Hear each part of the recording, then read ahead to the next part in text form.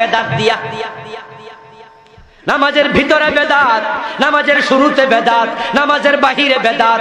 সুন্নাহর বাহিরে চলে গেলে আমল কবুল হওয়া বন্ধ হয়ে যায়। আমল কবুল হওয়ার জন্য কয়েকটা শর্ত আছে। 1 নাম্বার শর্ত ইখলাস। আমল হবে কার জন্য? 2 নাম্বার শর্ত, যে আমল আপনি করছেন ওই আমলের পক্ষে কোরআন হাদিসের দলিল থাকতে হবে। ঈদে মিলাদুন নবী পালন করবেন, কিন্তু তার পক্ষে দলিল আছে কিনা দেখতে হবে। হায় হোসেন করে বুক থাপড়াইবেন, তার পক্ষে দলিল আছে কিনা দেখতে হবে। দলিল যদি না থাকে বুক থাপড়াইয়া বাইঙ্গা লাইলো সওয়াব হবে না। ইয়া নবী সালামু আলাইকা বলে আপনি কিয়াম করবেন, করেন, আমি মাথায় বাড়ি দিতে আসি নাই, আমি বুঝাতে এসেছি। দুরূদ পড়ার সময় সাহাবারা কিছুক্ষণ বইয়া তারপরে আবার লাফ দিয়া খাড়ায়া পড়ছে কিনা দলিল খুঁজতে হবে। যে আমলের পক্ষে দলিল নাই সেটা আমল হতে পারে না। 1 নাম্বার ইখলাস, 2 নাম্বার দলিল, 3 নাম্বার সেই আমলটা হওয়া লাগবে রাসূলের তরিকা মতো। রাসূল করেছেন যেভাবে আপনি করবেন সেভাবে, হেরফের করবেন হবে না। 4 নাম্বার হলো হারাম বর্জন করো, হারাম খাইলে ইবাদত কবুল হবে না। এখন আমরা আযান দিয়ে বেদাত শুরু করছি, নামাজের ভিতরে তওবা বিনাই। অন্যায় থেকে নামাজ কেন ফিরায় না? আমি গবেষণা করে দেখেছি আমাদের নামাজগুলো দেখতে নামাজের মতো, বাস্তবে নামাজ হয় না। আল্লাহর কথা কখনো মিছা হয় না। আল্লাহকে নিশ্চয় নামাজ অন্যায় থেকে ফিরাবে, আমার নামাজ আমারে কেন ফিরায় না? বিদেশ থেকে পুতুল কিনে আনছে, সুইচে টিপ দিলে গান গায়, এমন পুতুল আছে না নাই? নাচে লাফায়, এমনও আছে না নাই? হাত নারে, পা নারে, চোখ নারে, চোখের পাতা সহ্য নারে, কিন্তু এটা মানুষ নয়, দেখতে মানুষের মতো। তাই বলে মানুষ বললে ভুল করবা। তোমার নামাজে রুকু আছে, সিজদা আছে, খুশু নাই, খুদু নাই, রাসূলের অনুসরণ নাই, দেখতে নামাজের মতো, আসল নামাজ না।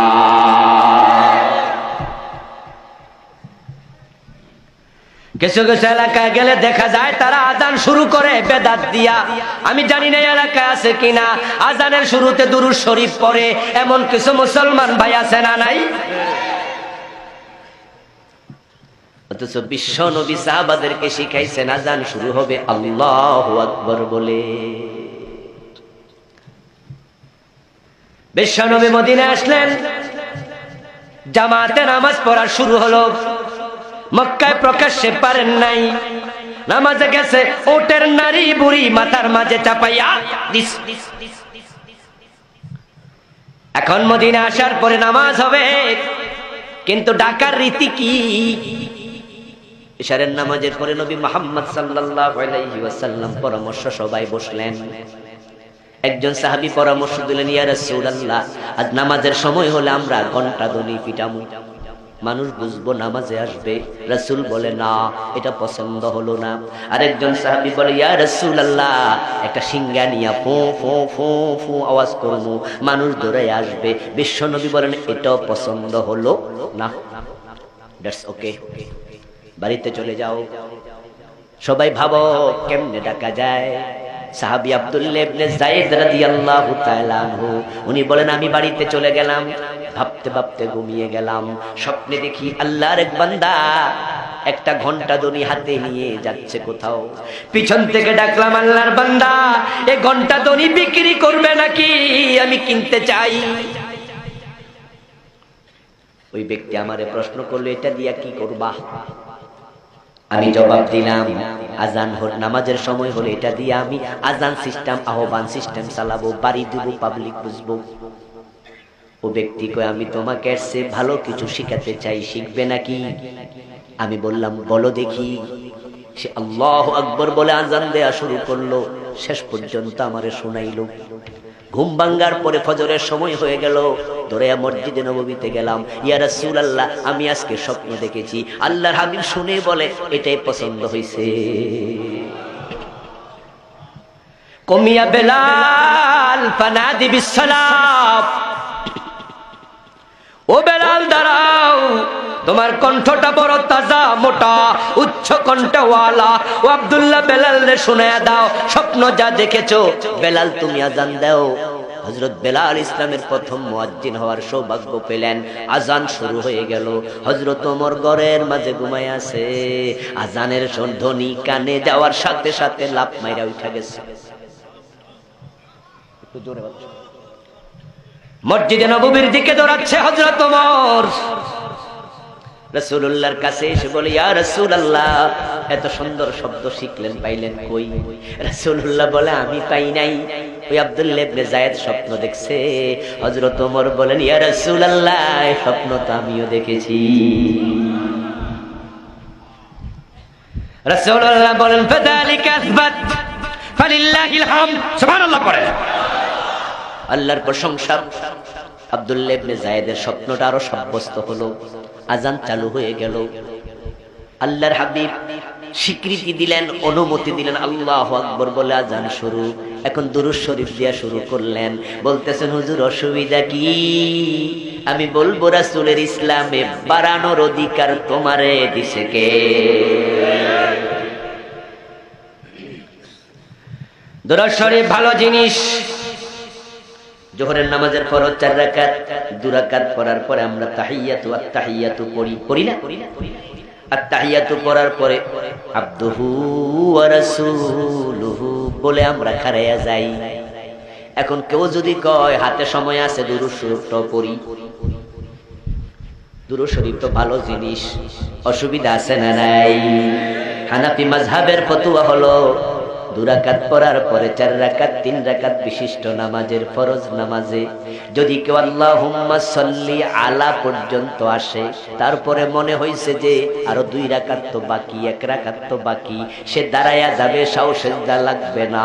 কিন্তু সাল্লি আলা মুহাম্মদ যদি বলে, তারে জরিমানা দিতে হবে 2টা সাও সেজদা। তো দরুদ শরীফ ভালো জিনিস, জরিমানা লাগলো কেন?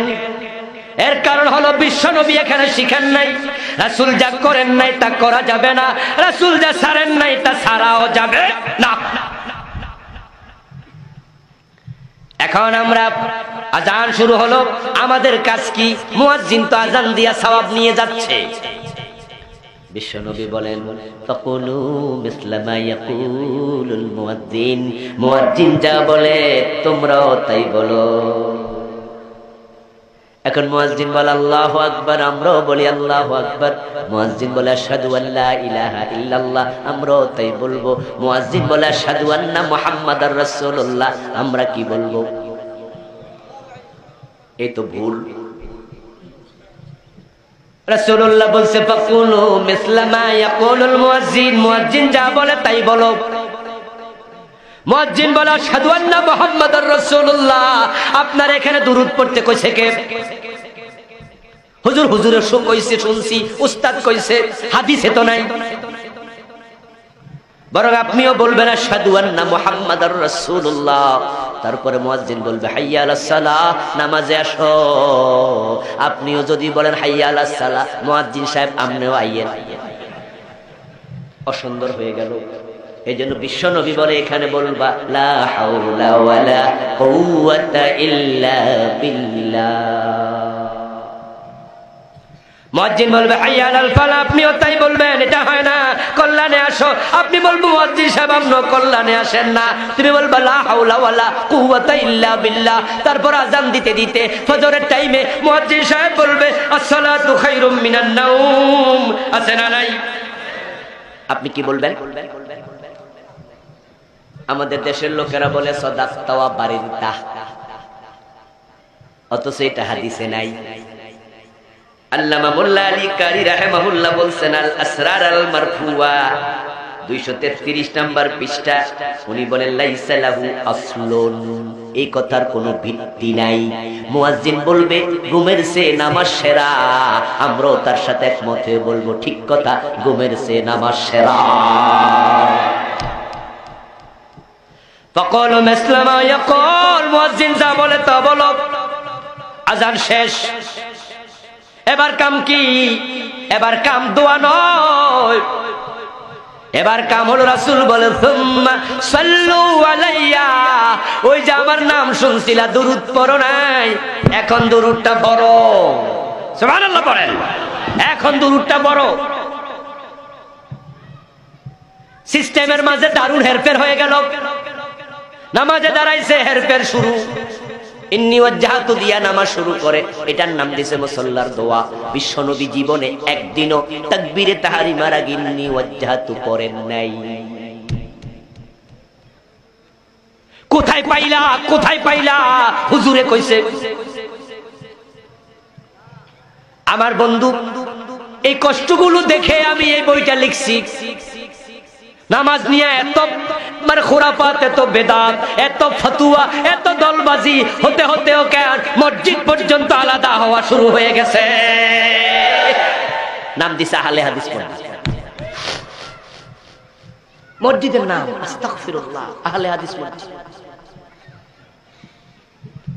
মসজিদের নাম আহলে হাদিস হবে কেন? মসজিদের নাম হানাফি হবে কেন? মসজিদ গুলা কার?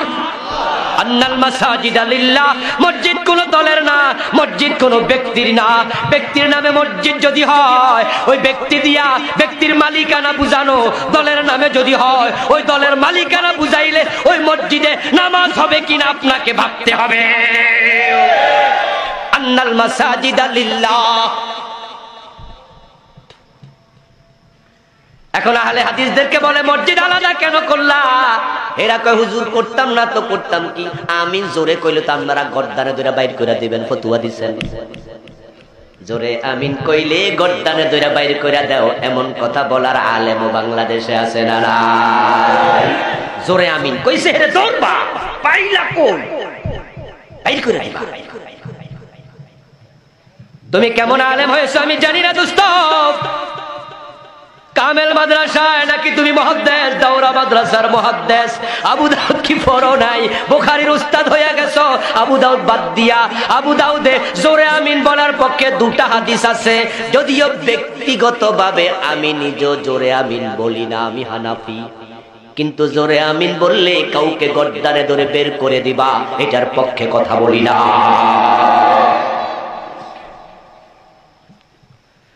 এখন হানাহানি, মারামারি, কিলাকিলি, মসজিদ ভাঙিয়ে ফেলতেছে, মসজিদ আলাদা করতেছে, নামাজগুলো কবুল হচ্ছে না, সুন্নাহর বাহিরে চলে গেছি। একটা দুইটা না, ডজন ডজন মাসালা ভুল করে যাচ্ছেন। ওই শুনে শুনে করছেন, হুজুর কইছে, অমুক কইছে। এই বইটা আশা করি জাতির জন্য অনেক বড় খেদমত দেবে ইনশাআল্লাহ।